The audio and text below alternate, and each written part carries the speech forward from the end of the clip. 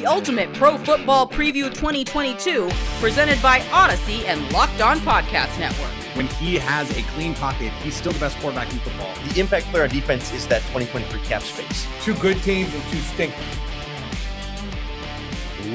Welcome into another episode of the Ultimate Pro Football Preview 2022, presented by Odyssey and the Locked On Podcast Network, your team every day. This 8-episode series is taking you division by division all across the NFL to answer all of your burning questions. And we're doing so with the help of our Locked On local experts here on the Locked On Podcast Network who cover all of your favorite teams every single Monday through Friday. That's over 30 different experts bringing you the inside insight that you need to know going into the 2022 NFL season. We're also going to be joined by betting expert Lee Sterling of the Locked On Bets podcast to help you set the edge and bring home some cash this NFL season. And former NFL scout Matt Williamson brings you his division predictions for each of the divisions as well. And of course, I am your host, Ross Jackson, the daily host of the Locked On Saints podcast. But throughout this series, I will be your guide throughout each division as we get to and preview this 2022 NFL season. And today, it is the NFC North. Will the Green Bay Packers and Aaron Rodgers run the division yet again, or are the Minnesota Vikings and Kirk Cousins primed for a big-time upset in the division, while the Detroit Lions and Chicago Bears look to revamp the sort of appearance, let's say, of their franchises? For more on all of it, we're going to be joined by the hosts of Locked On Packers, Locked On Vikings, Locked On Bears, and Locked On Lions here as we break down the NFC North. Make or break.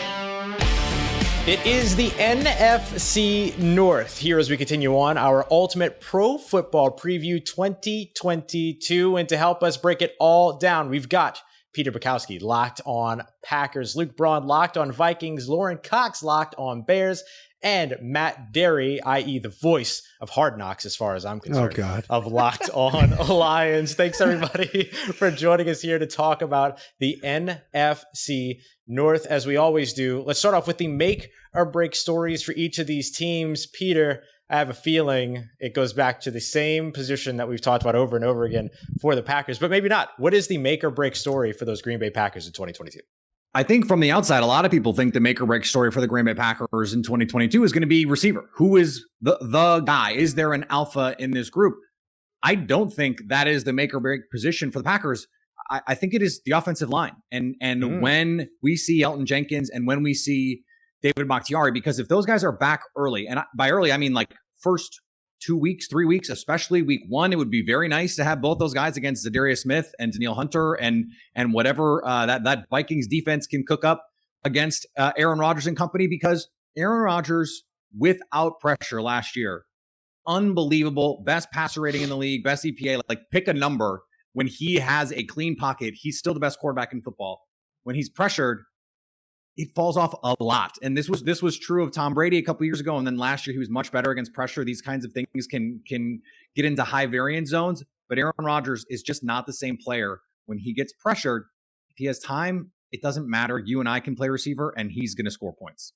Yeah, no, look, I'll tell you what, I was a little bit surprised there. I didn't think you were going receiver, but I also didn't think you were going offensive line. I thought maybe Aaron Rodgers was the make or break story. But hey, quarterback, right? Quarterback's always the make or break story. And speaking of quarterbacks, there's no longer a Kellen Mond in Minnesota, but there is still a Kirk Cousins for Luke Braun to cover. So, Luke Braun, the make or break story for those Minnesota Vikings. Yeah, Kellen Mond was not the make or break story. He didn't make the team. It's going to be, I mean, it is quarterback. It's can Kevin O'Connell fix Kirk Cousins? That is the pitch that Kevin O'Connell had when he came into Minnesota was, look, this is why you haven't gotten as much out of him. This is why it's always 500. This is why all of these 2-minute drills failed. This is why you punted inside of, halftime, first half, 2 minutes, all these times. And I can get more out of him because I'm a quarterback and I talk like a quarterback and I can quiet his mind. That's one way he talks about it. I can get him to play with a different mindset and I run the McVay scheme, and that's going to get more out of Kirk Cousins. If he can do that, if he can get Kirk Cousins to stop doing bozo things, there is very little that stands in his way. Then it just becomes a quarterback with really good accuracy, really good mechanics, and a pretty good grasp of what's going on in front of him. And there's very little that can stop him. But what has held Kirk Cousins back for a decade has been his own like mental blocks and his approach to the game. And Kevin O'Connell thinks that he can fix that. Tough to fix. Sounds like someone needs ayahuasca. I've been saying, unironically, get this dude into the desert and get him high. Oh, geez. Let's see how that helps. It works for Aaron Rodgers. I gotta tell you, Luke Braun, Locked On Vikings at Luke Braun NFL on Twitter is an absolute must follow during the regular season, just for the Kirk Cousins chaos meter. Yes. Yep. And the chaos meter has been expanded because he's done more ridiculous things. He has a new van. Gotta love it. Let's go next to Lauren Cox, Locked On Bears, the make or break story in Chicago. Yeah, of course, everything revolves around Justin Fields and what he's going to be. But I think to take it a step further, I think the make or break story is, do the Bears have enough around Justin Fields to be able to evaluate Justin Fields properly? And like, of course, everyone wants to see how good of a quarterback he's going to be this season, but will they be able to do so with, much like the Aaron Rodgers discussion, questions about how good this offensive line is going to be, a lot of younger players that they're going with up front there, and of course, more of a smorgasbord of wide receivers behind Darnell Mooney, trying to figure out if any of them can be, consistent pass catchers for him. And then if that starts to come together, do you have a defense that can put him in situations that he can be successful in? Really, the whole roster is trying to figure itself out. But can they sort through all of that and still get to see whether or not their quarterback is any good, or will they be picking in the top 5 and have the chance to draft a new quarterback? I think that smorgasbord is more a poo-poo platter, but that's Oh, here we go. Matt Derry, Locked On Lions. The Detroit Lions now feel like they're beloved across the NFL landscape, whether you're in Detroit or not. What's the make or break story in Motown? Well, Ross, you made the mistake of not calling the Detroit Lions by their proper name, America's team. Everybody is just loving Hard Knocks, everybody except Luke Braun, but to be honest, and Pete, of course, but that's a long feud. But now let's be honest, they do need to get their quarterback going in Jared Goff. They did not draft a quarterback. This preseason's been a complete joke in their handling of the backup situation. There's not some young guy coming up here to maybe push Goff. This is his team. And there are some that feel like, hey, listen, at the start of last year, he looked really bad. They made the move to Ben Johnson as OC. Anthony Lynn is out. Dan Campbell says he's still not going to announce who's calling plays yet. But if Goff's good and the receiving core is better, the running backs and the offensive line, they'll be able to score some points. I think the offense will be pretty decent, but it starts with him. And yeah, if he goes down, forget it. It'll be a real rough go without him. We might still be able to forget it. we have a lot of quarterback narratives, of course, in the NFC North. And this tends to happen as we go into the beginning of the NFL season. Obviously, quarterback, the most important position on the field. Behind Aaron Rodgers, though, in this division, and I asked this question of the AFC West as well, but I'm curious for your guys' take. Who's the second best quarterback in this division? Is it Kirk Cousins, or do people really like the upside of Justin Fields? I think right now it's still Kirk Cousins, right? Mm-hmm. I mean, just based on Justin Fields has to take it. He could, but he has to take it. But I think there's that room to take it. That there feels like we sort of know what Kirk Cousins is and isn't at this stage of his career. We kind of know where that ceiling is going to be, and for Justin, we don't. And we saw glimpses of it in the preseason. It's like, oh, that looked like the quarterback that could be the second best quarterback in the NFC North, but when the regular season games start and the real opponents start and they start game planning for you and your young offensive line and your inexperienced wide receivers aren't up to the task, then it's a little harder to pass Kirk Cousins. Like, let me put it this way. I'm not certain Justin Fields is the third best quarterback in the NFC North. So that's where I was going next. Where does Jared Goff fit in all this? Like, if you could trade Justin Fields for Jared Goff, and let's say the contracts all stay the same, so this wouldn't be a money move. You're just 1-for-1 getting the play of Jared Goff instead of Justin Fields. Like the Lions, the Bears, I don't think they do that because of the upside. But that doesn't necessarily. I'm not sure the Lions one year the Lions 1 year. I'd rather have Jared Goff than Justin Fields this season. Yes, this season. Right, based on what we've seen, that could change after this year, right? Yeah, you could see at the end of the year Jared Goff outplaying Justin Fields, but it wouldn't be Fields' fault. It would be the fault of everything around him. Well, that's what Bears fans would say. Yeah, Jared would say that too. It's pretty rough out there. Jared Goff behind the Bears offensive line would be real ugly. Ugly. He obviously That would be bad. can't move like Fields can, but the Lions think that he's going to really take off. So we'll see.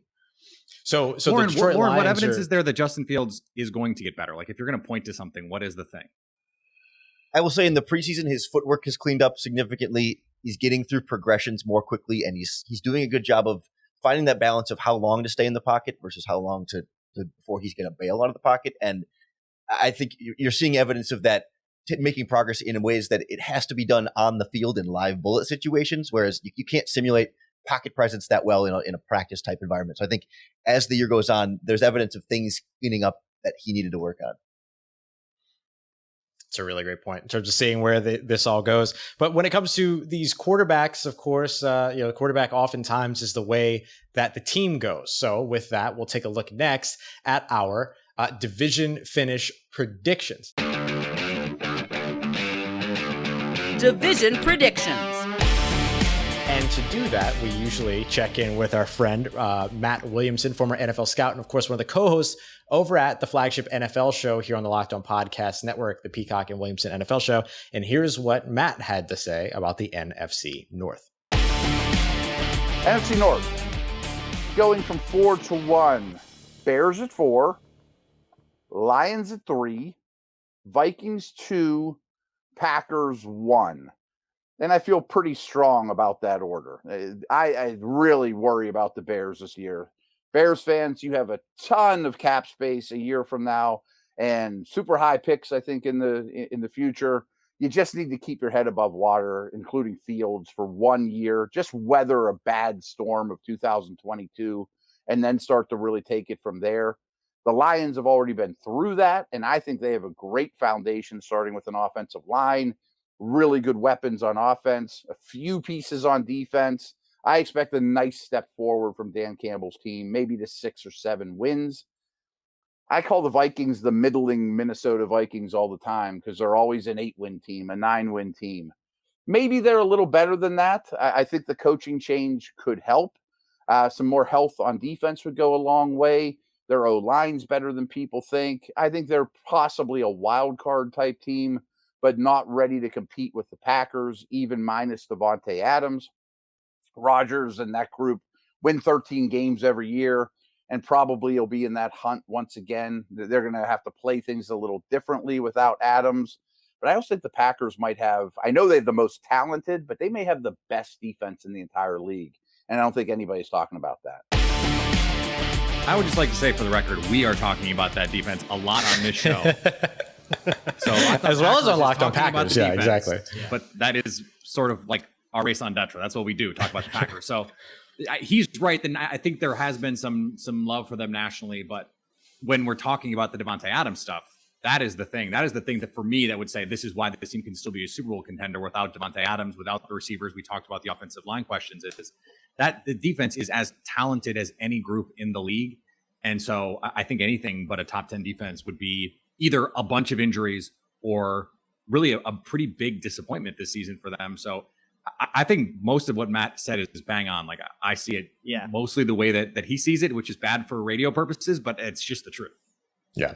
They're going like second in fantasy drafts, right? The defense, which is a decent proxy for like national opinion. It's a really good proxy for it, for sure. I know I put the Green Bay Packers, especially after watching them in the joint practices with the New Orleans Saints, I put the Green Bay Packers as a top 5 defense going into the season. I mean, they have been absolutely outstanding. I know that was in a practice environment, but you can feel that that's a very different defense, particularly in the run game, than it was even just last year. Matt Derry, Locked On Lions. I want to jump to you real quick because I know the people at home aren't going to be able to see or hear it, but I saw the reaction to the Detroit Lions finishing 3rd. That's an improvement. That's a climb from last year. How important would that be for the Lions franchise? I don't know how many years the 4 of us have been together here in the NFC North doing these preview shows, and every year it's a running joke. Oh, let's just start with Matt Derry because they're going to finish last. And so to hear Matt Williamson say somebody else, you're not. No one's been. But to hear somebody else, Matt Williamson, actually say, the Bears 4, Lions 3, it's like a holiday. It's like, I mean, it is a holiday what we're recording, but it's like Christmas in Detroit. We're actually going to finish higher than the Lions, that is 4th place. I think that actually is accurate. I don't know if Lauren disagrees in Chicago and thinks that the Bears are going to do something miraculous, but I do think the Lions could double their win total and be 6 or 7 wins. And I think that will be more than Chicago. So yes, a little refreshing for once not to be last. Yeah. Lauren Cox, Locked On Bears. Where are you going with that one? I'm certainly not here to argue for any miraculous Bears turnaround quickly this season. I think Matt's spot on that. Yeah, the organization is pretty much behind the take our lumps this season with the hopes of better in the future. They're certainly not going to like actively tank games the way we've seen like the Eagles do at the end of, or the Dolphins, in recent seasons. But yeah, it's not going to be above 500 roster. I mean, I think for me, they're probably around a 5, maybe 6 win team. And then it becomes, okay, how much better than that can the Lions be? And I could see them sort of battling back and forth between 3rd and 4th for much of the season. And then, late in the year, Detroit wins 1 or 2 more, and that ultimately puts them ahead. But yeah, it's pretty spot on there, I think. It feels like the Bears are this year where the Lions were last year, where they're like embarking on this journey this rebuild journey. And it feels like the Bears kind of think, okay, we'll get a whole bunch of cap space and we'll be like right back at it next year. But like these kind of teams never get built that easy. And that's my concern for the Bears, is that they think that like just taking their lumps for 1 year means they can be right back in the thick of things in 2023. And like looking at the Lions were right there last year. And now they're going, well, we'll be happy with like 7 wins. And I feel like next year the Bears will be like, well, we're happy with 7 wins. And then Justin Fields' rookie contract is up. Oof. Oof. I feel like the Atlanta Falcons have taken a pretty similar approach to what you just described, Luke, except they have no cap space. That's a minor difference between the two. More Chicago Bears than the Bears do right now. Right? They keep bringing in former Bears over and over again. It's crazy. That's right. And we'll be discussing the NFC South, and I'll take all my shots at Aaron Freeman and Locked On Falcons on Wednesday's installment of this. But between Lauren Cox, Matt Derry here, Locked On Bears, Locked On Lions, which of these two teams wins the most games within the division in 2022? Oh, geez. I mean, Lions. You think? Yeah, I mean, I would think that the Lions will. I think there will be a Fields Superman game against the Lions, because I think everybody in Detroit feels like, oh, they should sweep Chicago, and maybe Fields does something crazy, because the Lions did have an opportunity to draft him, and that's Lions logic and how it goes in Detroit. But yeah, I do see this team getting better and maybe winning more division games. I'm not, they face Peter's Packers in week 17, seems like every year, and Green Bay rests all their guys, so that could count as a win, like it did a year ago, even though it was sort of a flawed, feel good January thing. And it still took multiple trick plays and Jordan Love to make that all happen. Mm-hmm. Exactly. I will say the Vikings are splitting all 3 series. They have enough chaotic energy to both like steal a dumb one against the Packers and also lose 2 dumb ones to the Lions and Bears. Well, week 1 is sort of the perfect time to get this Packers team, right, for the Vikings, because we don't know what either team is going to look like. And so I think that they've kept all sorts of stuff super, like they've been so secretive about, like, really, they've been even like dogging media about it, about like, don't report this or that, because they don't want the Packers to know anything, which is really funny, because it's like they're running it's LaFleur. He knows, right? We know the deal. Lauren, did you have something to add there about division wins? Weird things happen sometimes when the Vikings come to Chicago, and even sometimes when the Lions come to Chicago too. So I'm not predicting any sort of big NFC North overture from the Bears. Certainly not going to win a game against the Packers, but there's room there to take one against Detroit and maybe get a weird, funky one Week 18 against the Vikings, because we get the Sean Mannion game a couple years ago, and just wild things happen in that matchup. Sure. I for one, given all the talk about it on Bears Twitter, I just can't wait to see 2023 cap space play for the Bears this year. It's just going to be awesome to see what he's got up there out on the field. Where are they going to put 2023 cap space? Let's go. Do you move that around the formation? Do you blitz? Is it a Taysom Hill type approach for that one? Yeah. Cap space will be filling wherever Khalil Mack would line up. That's where cap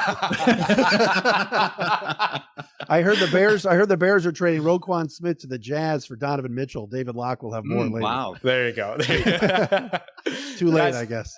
Guys, as we look at Matt Williams' predictions, he had the Bears at 4, the Lions at 3, the Vikings at 2, and then the Packers at 1. Any disagreements with that? Can anybody maybe see a little bit of a jostle in there at all? Spot on. Can I say Lions at 2 as an upside? Yeah, there? Of course. The Dan Campbell thing comes together, and you get Goff playing as best that Goff can with a decent supporting cast around him, and the Kirk Cousins fixer-upper doesn't fix up, and there's still a lot of turnover and a defense that's probably going to take a step back, and maybe, just maybe, that it's not a 12-win Lions team, but a 9-8 Lions team ties with a 9-8 Vikings team and tiebreakers puts the Lions at 2. That I could see the roar being restored that way. The roar Oh my God. If that happens, I think it happens at 7 wins. I think if the bad version of the Vikings is like a 7-win team that, the defense is not going to work out for the first half of the season because everything is very new. They're installing a new scheme. They've got a lot of young players that they're relying on. And if the Lions can work out and get 7 wins and then we can have some weird tiebreaker thing, I feel like that's the world. But the headline is that this is Green Bay's division until it isn't. And I think I've been saying that on these NFC North things for like 3 years now. It is theirs until one of our stupid dumb teams can prove that they can take it. I don't see the Lions taking I know the Vikings defense, and I don't think, Luke, they could be any worse than they were at the end of last year with all the injuries. I would assume bounce back years for Kendricks and some of these guys. I mean, I just don't think the Lions have enough material on that side of the ball. You mentioned before about quarterback and Jared Goff, cornerback and Jeff Okudah is a huge question mark for the Lions. So I don't see them getting past Minnesota just yet. But I hear what Lauren's saying about being close. I do think there is a case, though. Like, Oruwariye started playing much better last season.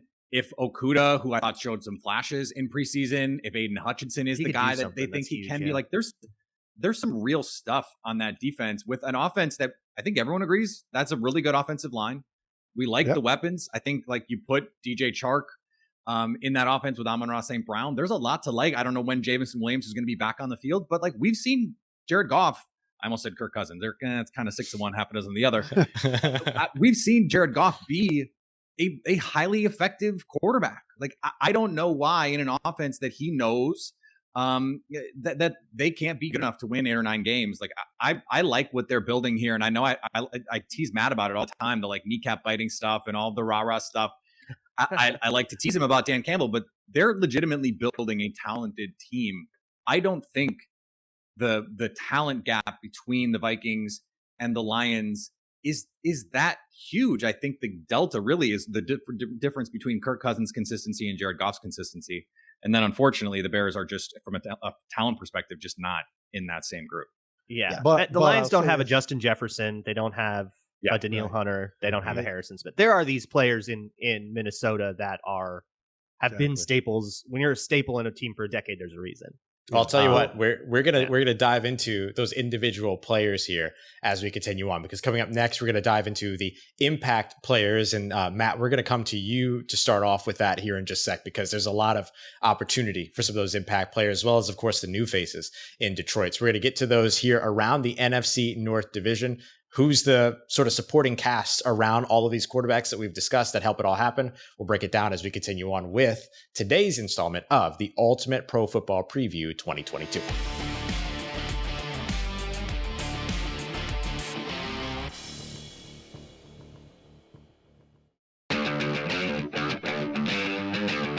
Impact players. All right, everybody, we are continuing on with the NFC North here on Odyssey and Locked On Podcast Network's Ultimate Pro Football Preview 2022. And of course, we're having this conversation with the folks that know your favorite NFC North teams the absolute best, that cover them Monday through Friday over at Locked On Packers, Locked On Vikings, Locked On Bears, and Locked On Lions.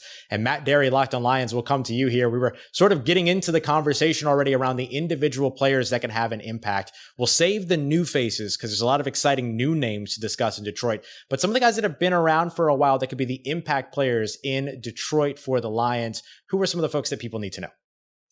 Well, obviously, you start with running back and DeAndre Swift. I think there's a lot of people, especially if you're doing your fantasy draft, going, oh, DeAndre Swift could be a late first, early second round pick for some folks. And again, that's fantasy, but everybody's expecting possibly 1,000 yards rushing and maybe 800 yards receiving, and that he's going to blow up in this offense with a pass game, now a real one, and this offensive line. So DeAndre Swift, to me, comes across as a name. Tight end TJ Hawkinson is in a big contract year right now, likely going to get paid. Does he get David Njoku money at $13 million a year? If he has a breakout year, can he stay healthy? When he's on the field, he's pretty good. The issue always been with Hawkinson is when he catches the ball, he immediately falls to the ground. If there's some yak there, like, get it and you're allowed to keep running. He's a really good football player. So I think that's a name to watch. And certainly I think when it comes to November, if he comes back, and I know he's a new face, Jameson Williams, but DJ Chark will be better as a veteran wide receiver along with Amon-Ra St. Brown if Chark can get Williams out there with him. It's almost like a package deal. But Chark coming over from Jacksonville as a receiver and a big body that they've needed. I think those guys on offense. Watch Tracy Walker on defense as a guy that's returning, that's sort of the quarterback of the secondary. And I think those are the guys you're looking at in Detroit. That's big. And certainly we'll be discussing that wide receiver position quite a bit here in just a moment with the new faces. Let's jump over to the Chicago Bears. Lauren Cox, Locked On Bears. Some of the impact players on offense and defense that folks need to know going into 2022. Yeah, the problem with the Chicago Bears is that most of the impact players are also new faces. Yeah, it's. I think they had the most turnover. Are there impact players in Chicago? Can you say no? the most turnover of any team this offseason heading into training camp. I think it has to start with Darnell Mooney at wide receiver, fully emerged as the wide receiver 1,000-yard guy last season. Mm-hmm. Losing Allen Robinson makes some people think that, now he's going to have more attention, so maybe his numbers will go down. But I think it's going to give more targets for him, more opportunities, and I think he's primed to really more firmly establish himself as a known commodity across the NFL. That I think people have been paying attention a little bit and saying, he's actually pretty good. And now it's like, he is the guy and a difference maker in that Chicago Bears offense. I think the other guy that's standing out to me as less I don't think he's going to be a huge breakout numbers wise, but Cole Kmet, the tight end, is going to be really critical to the success they have this season because they're running the Green Bay Packers offense with that stretch outside zone running and then a lot of play action off of that. You need a tight end who could be a really effective inline blocker on those running plays and also be able to catch the ball and maybe do something with it after the catch off that play action. And you have to really respect his threat in both areas of the game to be able to maximize that. Then you have to make a guy come into the box for the run and then get him a better matchup against a linebacker as a result in the passing game. I think he's got enough physical limitations that he's never going to be the George Kittle type, Travis Kelce type 1,000-yard tight end in this offense. But I think he's going to be more of a focal point, even if it's not always in a direct fantasy football production standpoint. And then over on the defensive side, I just have to ask, what's the situation there with Roquan Smith? Do they have a roster? What's the locker room? What's the Bears defense, looking like right now in terms of the guys that are the impact players there? Yeah, the impact player on defense is that 2023 cap space. He's a really critical piece of how this Bears defense plays this season. Fair enough. We're seeing what he does on the field. No, Roquan Smith and the team have said, all right, contract talks are over for this season. It's behind us. We're doing football. He's ramping up. He'll be ready to go week 1. Great. He missed last preseason game with hamstring tightness, but if it's a regular season game, he's in that game. There's a lot to like about a young secondary that they've bolstered a little bit.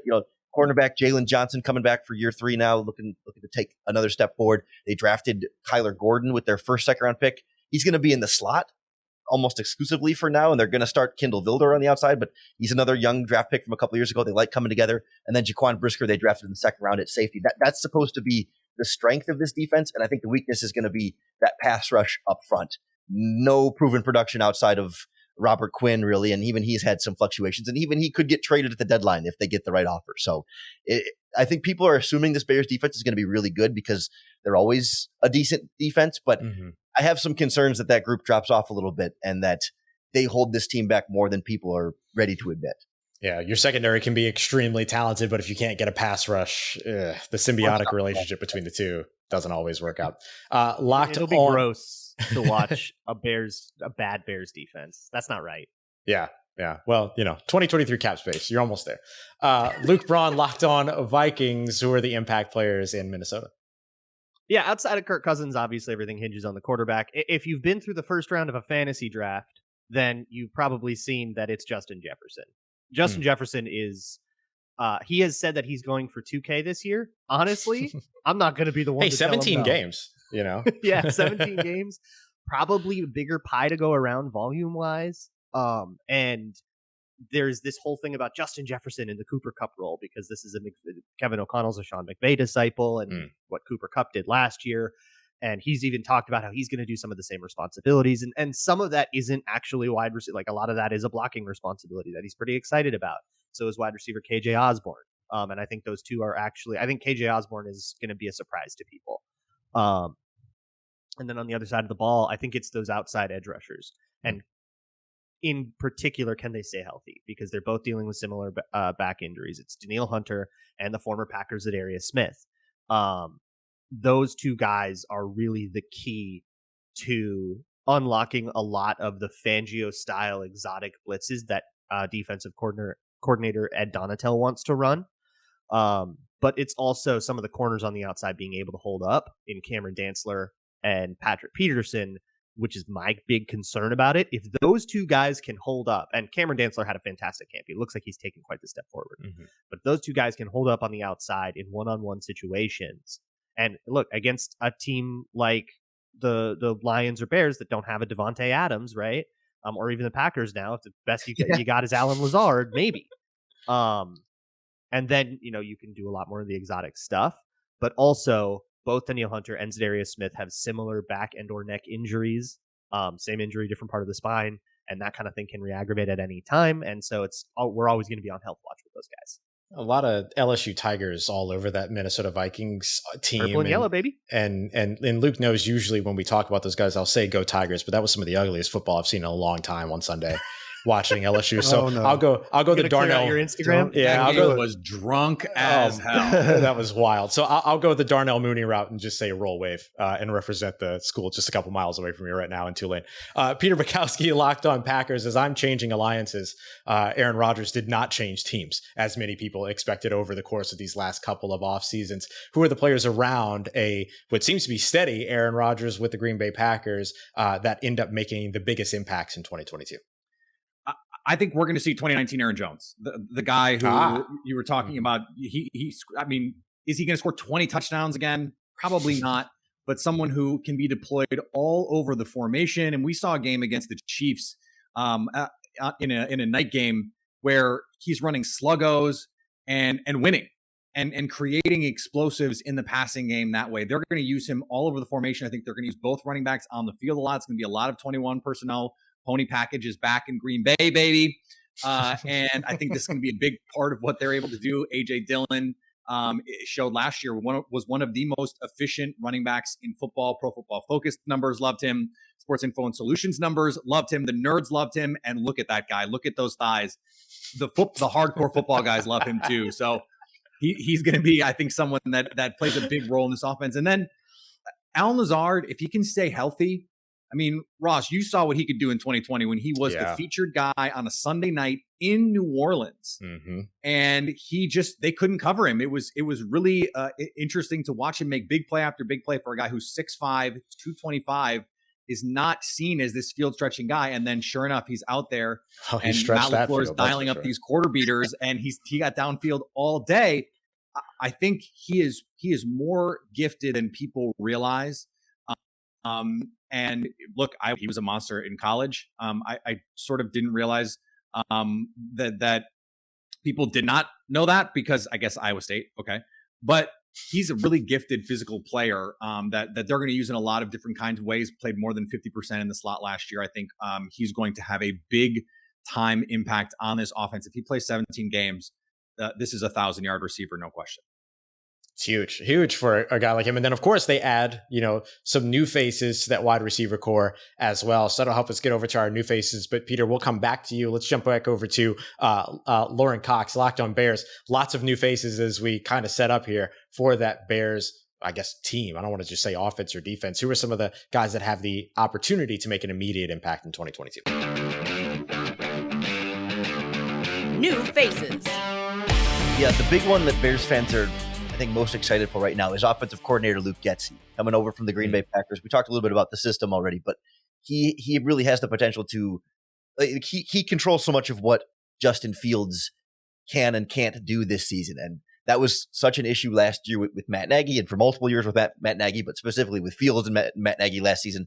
So often they were trying to force Fields to fit Nagy's system and not so much tailoring the system to Fields. And so it's on Getsy to, first of all, tailor the system to Fields, but get into a rhythm as a play caller and feel out his quarterback and have that play caller quarterback chemistry that is just so critical for that quarterback development. So I think there's a lot of luck. There's a lot of looking at what he can do for this offense. And I'll throw in left tackle Braxton Jones, 5th round pick this season. He is a rookie 5th round pick.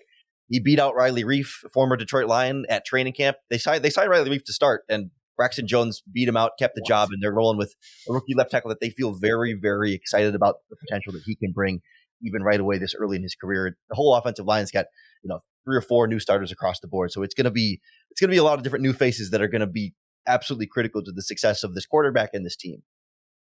Luke, I thought I could feel you just revving up over a Riley Reif I'm mention. just shocked. I like Riley Reif, Yeah. former Lion, former Viking. I'm shocked that he lost a camp battle to a rookie.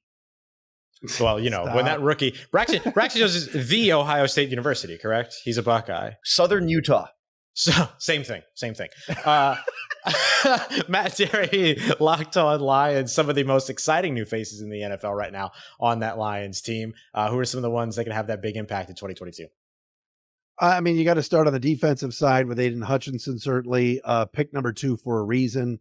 They have said numerous times throughout camp and the preseason that this is the guy that they made the right pick. Obviously, there was some discussion between him and Kayvon Thibodeau as they got closer to the draft, and the Lions did a nice job of smoke screening there, saying, oh, yeah, we're talking to Tibbs and all this, but it was always going to be Hutchinson. Ownership wanted him to put on billboards and help sell tickets, but he's been really good, and he's been at practice every day, getting around tackles, good tackles too, in practice, and Taylor Decker and Penei Sewell. That's obviously a new face that's going to play a ton. And then all of a sudden, the hero of Hard Knocks and the new poster boy of town is this Malcolm Rodriguez, a 6th-round draft pick out of Oklahoma State, undersized, slipped to the 6th round, nicknamed Rodrigo by Aaron Glenn, the D coordinator. He's going to start. I mean, they don't have anybody else. I mean, they have a bunch of linebackers that threw them all against the wall, and it's Rodriguez that is stuck. So that's a new face that they are very, very excited about. Those two really, to me, stand out the most in Detroit. I love the story of Rodriguez, because usually you go through the Hard Knocks thing, you get attached to this player, and then inevitably they get cut. Rodriguez is one of the few Hard Knocks highlights that's been like the Madden curse in a way. Oh, yeah. Like those guys never make the roster, and all of a sudden he's a starter. Yeah, he's going to play a lot, and I think it's a good thing because he's good against the run. I think he's had a really good camp, but I think teams are they'll have a book on him soon in terms of coverage, covering tight ends down the field. He's undersized. Can he cover? It's a question mark, but he's a new face that is going to get a lot of burn very early. Just real quick, you mentioned earlier the highlights of Jamison Williams and, of course, DJ Chark. How soon or when do you expect to see Jamison Williams hit the field for the Detroit Lions? Well, he said, Ross, months ago that he was going to be ready for camp. No way. Then they put him on PUP, so he's going to miss the first 4 games. I don't see him playing before Thanksgiving. I think maybe Thanksgiving Day would be the day when you're coming back from that torn ACL and giving it a go. But they're going to be very, very slow and steady with his progress and process here. I think they like the receivers they have in Josh Reynolds, one of the guys that are going to be here all year now that they got last year, middle of the season, DJ Chark and St. Brown. So they're not going to rush Williams, but I think once he's there, I think he's going to be a home run threat and really good. But I think you'll see the best of him next season. Yeah, great spot for him to land so that he doesn't have to be rushed back out on the field as well with that receiver core. And, hopefully maybe Thanksgiving, right? And all of a sudden Detroit Lions have something else to be grateful for. Peter Bukowski, Locked On Packers, who are the new faces to watch in Green Bay.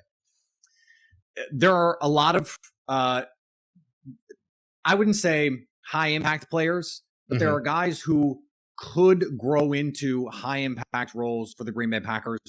Even this season, I think a lot of them are longer term plays, guys like Christian Watson and even Quay Walker, who's going to start. I don't think he's going to be like an all pro right away, but he's going to have to play a lot.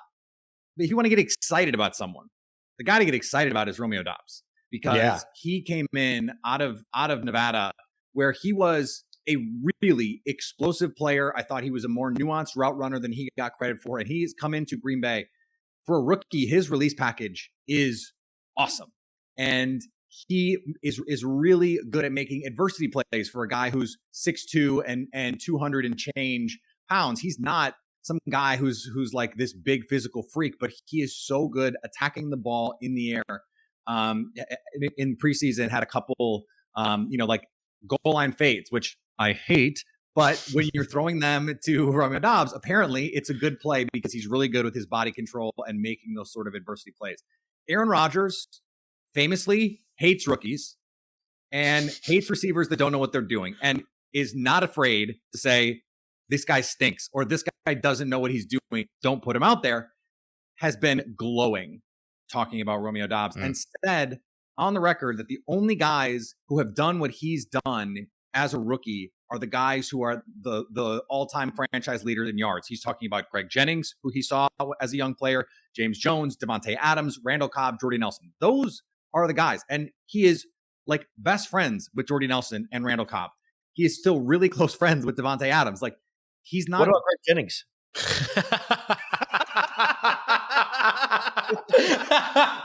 What's that relationship? Are they friends?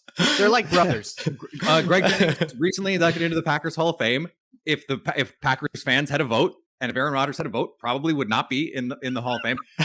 But Rodgers also just said that Doubs is going to be held to a different standard than most rookie receivers. He has high expectations for Doubs, which means this kid can play, and he's going to have to play early right now. As we record this, the week of the games, Allen Lazard working his way back from an injury, an undisclosed injury. So kind of potentially in doubt for week one. Romeo Doubs is no doubt the boundary receiver who would be out there if Lazard is either hurt or limited. And so that is certainly one of those names to keep an eye on. Love that. By the way, Lauren Cox just ruined his chances of getting on the Pat McAfee show just now. I want that on the record. I don't know. One good tweet, and you'll be back in favor, Lauren. Don't worry about it. Luke Braun, Locked On Vikings, take us home. New faces in Minnesota to watch out for in 2022. It's kind of funny. Before I do that, I have to point out both Jamison Williams and Christian Watson, another wide receiver addition for the Packers, both drafted in draft trades with the Vikings. So Vikings fans are watching those two guys super intently because, like, oh my God, we let these two teams have these two guys, and if they work out, we'll never hear the end of it. So for the Vikings, one of them is Zadarius Smith, former Packer, edge rusher, talked about him. Another big one that's not getting a lot of national run is the nose tackle. Big guy in the middle, Harrison Phillips, comes from the Bills. He looks spectacular. He has been absolutely tearing up training camp, both against the Vikings offensive line and the 49ers and the Raiders in the preseason. He has just been absolutely shredding everybody in front of him, and that presence in the middle can do so much for your defense when you can really lock that up. He might have ultimately more impact than Zadarius Smith, and they had Michael Pierce last year in that position. He didn't want to play in a 3-4. He goes off to his next chapter, and then Harrison Phillips comes in at a cheaper deal. They actually saved money in doing that. On the offensive side of the ball, they're kind of running back the same crew. You got Dalvin Cook, CJ Ham, basically the same skill players. The only difference on the offensive line is Ed Ingram, the LSU rookie, who goes out, wins the job. He looked pretty good in preseason, but that change at right guard is the only difference in an offensive line that was not one of the best ones in the league for sure last year. And so there's a lot of continuity, but really the difference is adding Kevin O'Connell. And there's your big new arrival, adding that, changing from the Kubiak version of that wide zone scheme to the McVay version of that wide zone scheme that uses less tight end, that uses more wide receivers, more drop back concepts, and uses more passes to set up passes instead of runs to set up passes. That, I think, is what they're counting on to be the big change, and having a former quarterback and offensive coach to guide Kirk Cousins along instead of somebody who outwardly and openly hates him. The list of impact players for the Minnesota Vikings offense going Dalvin Cook, CJ Ham might be my favorite part of this entire episode. Absolutely love I just like some picturing Michael fullback Pierce joining the Athletic. My next chapter. Next chapter. I love some fullback love. 30-13, baby. For more on the Packers, Vikings, Bears, and Lions, make sure you check it out. Peter Bukowski at Locked On Packers, Luke Braun at Locked On Vikings, Lauren Cox at Locked On Bears, and Matt Derry at Locked On Lions every single Monday through Friday. Coming up next, we're setting the edge with our betting expert, Lee Sterling of Locked On Bets, to help you win some money this NFL season. And I'll say this, Lee Sterling has some high opinions of the Minnesota Vikings going into 2022. So stay tuned for that as we continue on with the Ultimate Pro Football Preview 2022 presented by Odyssey and the Locked On Podcast Network.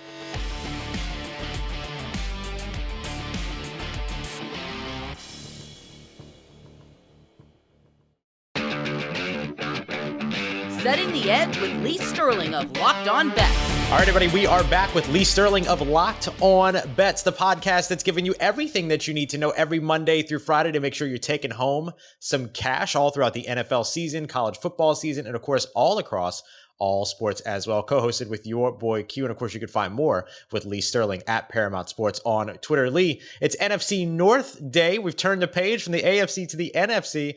And this NFC North division is one that's usually pretty interesting. But now it feels like, at least to me, it's kind of just a two-team race in this division right now. But maybe a sneaky Detroit Lions team can make things interesting. To take a look at the odds here for the NFC North, Green Bay Packers minus 175, the far and away favorites over the Minnesota Vikings at plus 235. We got the Detroit Lions at plus 800. And then, of course, the Chicago Bears, big time long shots here, plus 1600. What do you like about the NFC North here? Well, you hit it right on the head. Two good teams and two stinky teams. So I had to be honest. I mean, the Green Bay is still really good. And why? They have Aaron Rodgers and they have a lot of depth. So when you have a lot of depth, you're going to be able to sustain a couple injuries and you're just going to overwhelm people. But they got to have some receiver. Someone's got to step forward. He's got to have a go-to guy because the tight ends aren't very good. So, I just don't think you can get by having like four guys, catch like 50, 60 balls. I just don't. So I think you got to have someone that catches 95, 100 balls and is go-to guy here. But, it's a good, solid team here. Can't have another injury on the offensive line, but they're really good. Are they as good as last year? Probably not, just because the offense. Defense could be a shade better. Minnesota. I think they're one of the most interesting teams and one of the most under-the-radar teams. Now, here's a stat that's crazy. They have the best home field advantage since 2014, believe it or not, against the spread. Really? 36, 18, and 4. And during the COVID year, no fans, they didn't do well. So you don't think of them as a really good home field advantage, but it's good, really good, and I think it's going to get better. Another crazy stat, show you how bad Mike Zimmer was. So after they threw an incompletion or had a sack on first down, this is crazy. They ran the ball 64% of the time. Now, obviously, you got Dalvin Cook, but shows you they're just not running the ball enough on first down here. They ran it 64% of the time after a sack or an incompletion. I know they got trust in their running game, but you got to be more explosive. You got to take chances. You got to throw the ball down the field. Now when you got Justin Jefferson. So that to me was very alarming. And I just think under O'Connell, they're going to be a much different team. And also like the fact that there's no real outside distractions. I mean, everyone was talking last year, when are they going to let Zimmer go? I think this staff is going to be really good. So I like them. I like them over 9.5 wins here. I like them to win the division also, and maybe even take a shot to win the conference. Wow. So you're going not all the way, but you're high on what the Minnesota Vikings are putting down right now. That stat about the incompletion or sack on first down is really telling of just how overly conservative that Minnesota Vikings team was last year. I mean, the only thing worse than falling behind schedule on first down is also falling behind schedule on second down. And it seems like when you run the ball 65% of the time in those situations, you're pretty darn close to always falling behind on second down as well. So you imagine that's a big mentality change for this Minnesota Vikings team. And then also very rarely did they change tempo. Right. I'm a big believer. Now, you won't hear many coaches at all talk about this. If I had the more talent, if I had one of the most talented teams in the NFL or college football, I would run a hurry up and try to get plays off as quickly as possible. Why? More possessions. More possessions, greater chance the better team's going to win. But for some reason, coaches don't feel that way. There's a bunch of coaches that run hurry up, like in some of these conferences. They don't have very good teams. Run hurry up. Why? You're creating more possessions, more plays. Right. The better team's generally going to beat you. Okay, maybe if you're in great condition, you've got an edge. But other than that, no. Yeah. Yeah, and especially when you've got a team that has Justin Jefferson on one side, Adam Thielen on the other side, you're in a pretty good situation there if you wanted to run. Dalvin Cook right behind you. Yeah, of course. You got three guys have all the weapons. They can go the distance in any place. So it's a really interesting way to go. I would speed things up. I would go to a hurry up at least once a half. Yeah, that's a really good point. Detroit Lions, Chicago Bears, not enticing enough as long shots for you? Fun to watch on Hard Knocks, watch Campbell. I mean, he's a fun coach, but they just have too many holes. A key situations just make too many errors. I do like Amon-Ra St. Brown. Oh, yeah. I think he is a next level receiver. And when they get Jameson back, they're going to be really, really tough. So that's going to be a nice pair. I think this is and also their defensive ends. How about this guy, Charles Harris? Came from nowhere. First round for Miami, then basically cast off. Now he's a starter and actually playing pretty well for Detroit. He and Aiden Hutchinson could be a nice bookend there. So some things that I like there, but not playing the over 6.5. They're probably at 5 or 6 wins. And then Chicago at 6 wins. The under here, I like Darnell Mooney at receiver, but other than that, not enough weapons there. And couple other things that really alarm me about Chicago. Offensive line is just pathetic. When he has time, Justin Fields has time.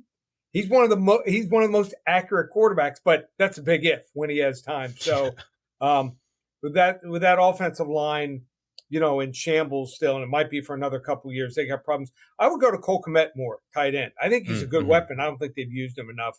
So under Chicago, Detroit's probably right where they should be, maybe under there also. No feel on Green Bay, but I do like Minnesota a lot. 9.5 wins, I think they go over. Yeah, and Green Bay's set at 10.5. I don't blame you for staying away from that one. I do want to say a quick roll wave for the for Darnell Mooney. I don't feel like there's a lot of Tulane University shout outs on these big national shows, so I'll go ahead and show the small school in New Orleans a little bit of love. So let's look ahead then to the NFC potential champions. So I want to start off with the Minnesota Vikings because you mentioned them as a team that you would consider. They're plus 1,400. If everything comes together, that's a pretty enticing. It's a pretty enticing line for you there. Remember also, the NFC is not the AFC. AFC has got 13 potential teams. I think they can make the playoffs. Let's look at the potential playoff teams: Dallas and Philly. Green Bay, Minnesota. I would say Tampa Bay, obviously. New Orleans is probably. I'm sorry. Okay, I'll include. No, I'm just like. Okay, that's 6, and then the Rams, Arizona, and maybe San Francisco with their quarterback change. So there's 8, maybe 9 teams, whereas the AFC has 13. So you get in the playoffs. And you're sitting with that kind of wager, you got a real chance to win. Yeah, for sure. The Green Bay Packers, 3rd best odds to win the conference, coming out of the NFC North, plus 500. Is this another one that you stay away from? Yeah, I'm not buying Green Bay. They would have to, like I said, they got to have someone step forward at receiver. Their defense is going to have to play much, much better. I think Minnesota's the play there. I like them all 3 ways. I don't know if I've ever bet, and I bet all 3 ways. For them to win the division, also for them to win the conference, and also their over win totals.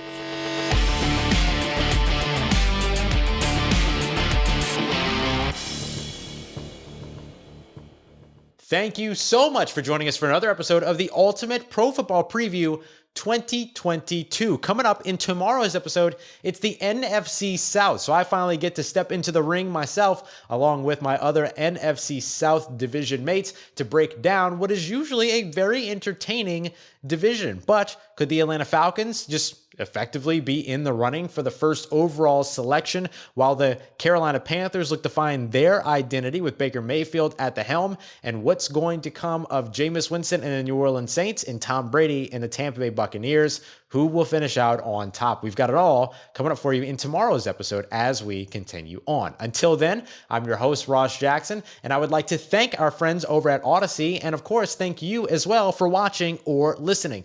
Make sure you find the Ultimate Pro Football Preview 2022 on the Odyssey app, wherever you get your podcasts, or you can find the video version on the Locked On NFL YouTube page so you don't miss an episode.